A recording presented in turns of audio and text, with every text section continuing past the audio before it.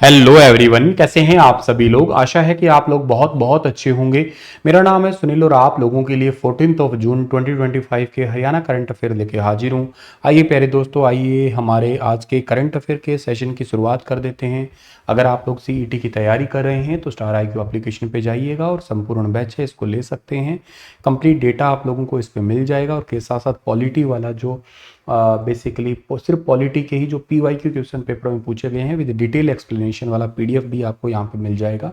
के साथ साथ बहुत और इंपॉर्टेंट डेटा जो आपके एग्जाम में पूछा जा सकता है वो समय समय के साथ में यहाँ पे अपडेट होता रहेगा। ठीक है। और प्यारे दोस्तों, आप लोगों के लिए किताब भी है हरियाणा जीके का। इस किताब को आप ले सकते हैं अमेजोन और फ्लिपकार्ट पे, लिंक आपको डिस्क्रिप्शन बॉक्स में दिया मिलेगा।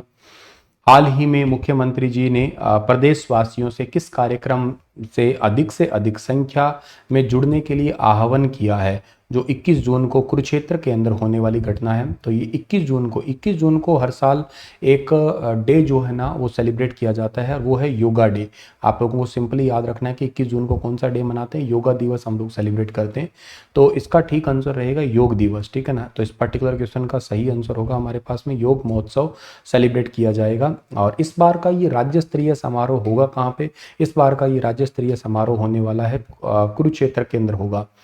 और मुख्यमंत्री जी का ये दावा है कि इस बार के राज्य स्तरीय समारोह के अंदर जो है ना वो टोटल जो है ना वो कितने लोग इसमें हिस्सा ले सकते हैं। तो इस बार 11 लाख लोग जो है ना इस योग दिवस महोत्सव में हिस्सा लेंगे, ऐसा मुख्यमंत्री जी ने दावा किया है। भारतीय संस्थागत रैंकिंग फ्रेमवर्क, जिसको IIRF के नाम से जानते हैं, 2025 के अनुसार हरियाणा केंद्रीय विश्वविद्यालय यानी कि हरियाणा जो आपका सेंट्रल यूनिवर्सिटी है, हरियाणा में तो एक ही है सेंट्रल यूनिवर्सिटी, महेंद्रगढ़ के अंदर है। तो देश के 50 जो टोटल सेंट्रल यूनिवर्सिटी है उसमें से कौन सा स्थान मिला है। तो हरियाणा की इस यूनिवर्सिटी को मिला है 15th नंबर स्थान मिला है, यानी कि ऑप्शन नंबर 3 वाला है वो बिल्कुल ठीक रहेगा। IIRF यानी कि सेंट्रल यूनिवर्सिटी की रैंकिंग है महेंद्रगढ़ की, जिसमें 2025 के देश के 50 केंद्रीय विश्वविद्यालयों में 15वां स्थान मिला है। ये उपलब्धि मिली है शैक्षणिक गुणवत्ता, अनुसंधान और समग्र विकास के लिए, यानी कि academic excellence, quality research and जो होलिस्टिक डेवलपमेंट है उसी के लिए।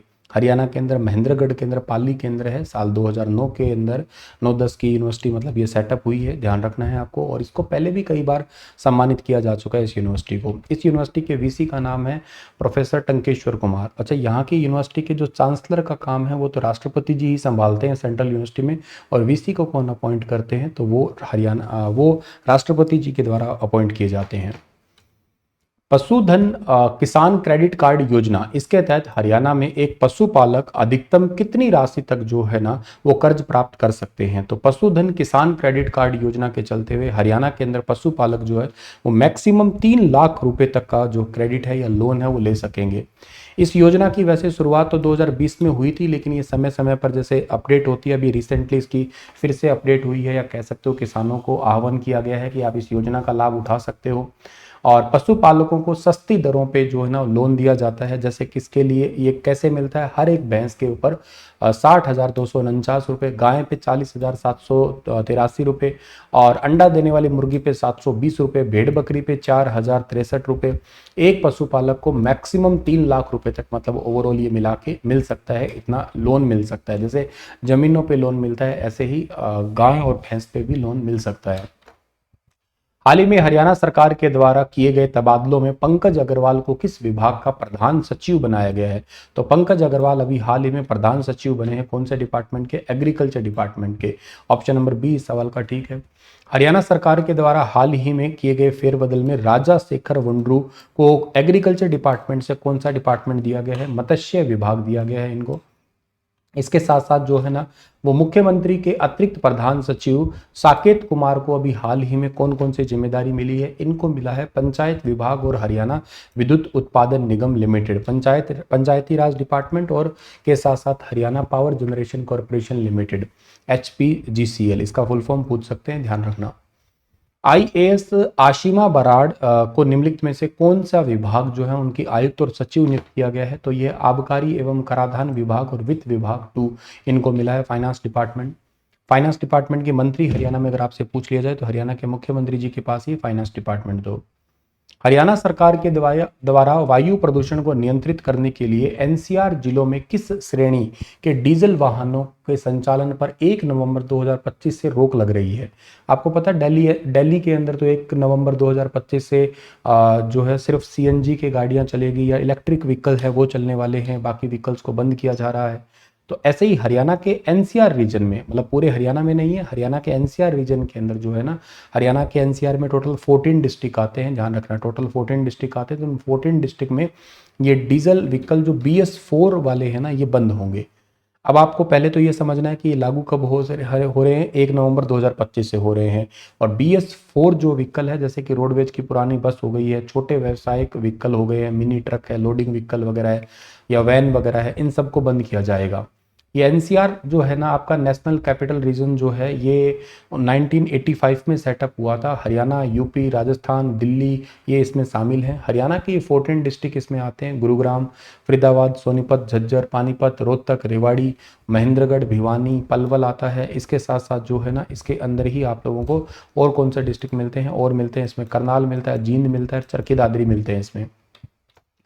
BS4 और BS6 में मतलब क्या, मतलब इन दोनों का फर्क है। देखो, BS का मतलब होता है भारत स्टेज है, ये ना बेसिकली पोल्यूशन के नॉर्म्स होते हैं, वाहनों के लिए प्रदूषण मानक बोलते हैं इनको। मतलब ये बताते हैं कि साधन से कितने हानिकारक तत्व वातावरण में निकलेंगे, जैसे कार्बन मोनोऑक्साइड है, नाइट्रस ऑक्साइड है, या पार्टिकुलेट मैटर, PM मैटर जिनको कहते हो आप लोग। ये अगर ये बेसिकली अगर कम निकलता है तो इसका मतलब व्हीकल बड़ा ठीक है। BS4 जो है अप्रैल 2017 में लागू हुआ था पूरे भारत में, इससे पहले BS3 हुआ करता था। और अब 1 अप्रैल 2020 के बाद ही BS6 आ गया, भारत स्टेज 6 आ गया। इससे क्या है कि BS4 की तुलना में 60% कम नाइट्रस ऑक्साइड, जो नाइट्रोजन ऑक्साइड है ना, ये निकालता है। या के साथ साथ जो है ना, इसमें कार्बन मोनोऑक्साइड, सल्फर डाइऑक्साइड ये कम निकलते हैं, 60% कम पॉल्यूशन करता है। BS6 में क्या होता है, एक DPF लगा होता है, डीजल पार्टिकुलेट फिल्टर। अगर आप लोगों को याद होगा, अगर आप लोगों ने इन्हीं पिछले सालों में गाड़ी ली है 2020 के बाद में, तो आपको डीजल वाली कार में DPF डलवाना पड़ता है, जिसको यूरिया बोल देते हैं, कई बार यूरिया बेस्ड सिस्टम बोलते हैं, खासकर डीजल व्हीकल में एड ब्लू बोलते हैं या यूरिया व्हीकल्स बोलते हैं उनको। शायद अच्छे से याद हो तो आपको, या आप थोड़ा बहुत नॉलेज रखते हैं कारों के बारे में तो। SCR सिलेक्टिव कैटालिस्टिक रिडक्शन इसके अंदर होता है आपका। और BS6 जो है ना, इसमें सफ़ेद सल्फर की मात्रा भी बहुत कम होती है, तो इससे पोल्यूशन बहुत ही कम होता है, मतलब एयर पोल्यूशन ना के बराबर होता है, ऐसा मान के चलिएगा आप लोग। तो अभी जिसके पास में पुराना व्हीकल है तो बदल लीजिएगा भैया, ठीक है ना, समय समय पर सरकार कह रही है खुद ही बदल जाओ तुम लोग। 10 साल का वैसे लिमिटेड वैलिडिटी होती है डीजल की, तो जो पेट्रोल होता है उसकी वैलिडिटी 15 साल की होती है। बस इतना ही है आपका, है ना। खैर, चलिए आप लोगों के लिए कुछ क्वेश्चन छोड़ के जा रहा हूं मैं, कुछ मतलब 2-3 क्वेश्चन छोड़ देता हूं। एक तो आप लोगों को सिंपल सा ये है कि हरियाणा में नहरों का शहर किसे कहते हैं, आप मुझे बताना। हरियाणा में नहरों का शहर किसे कहते हैं, सिटी ऑफ कैनाल किसे कहा करते हैं, ये जरूर बताना मुझे आप लोग। दूसरा, आप लोग मुझे ये बताएंगे कि हरियाणा के अंदर जो है सबसे पहला आकाशवाणी सेंटर जो है ना, ये कहाँ पे सेटअप हुआ था और कब हुआ था। ये 2 क्वेश्चन आप मुझे बताएंगे, नहरों का शहर और आकाशवाणी सेंटर। ओके, शुक्रिया, राधे राधे। फिर मिलता हूँ अगली क्लास में, तब तक के लिए अपना ख्याल रख लेना।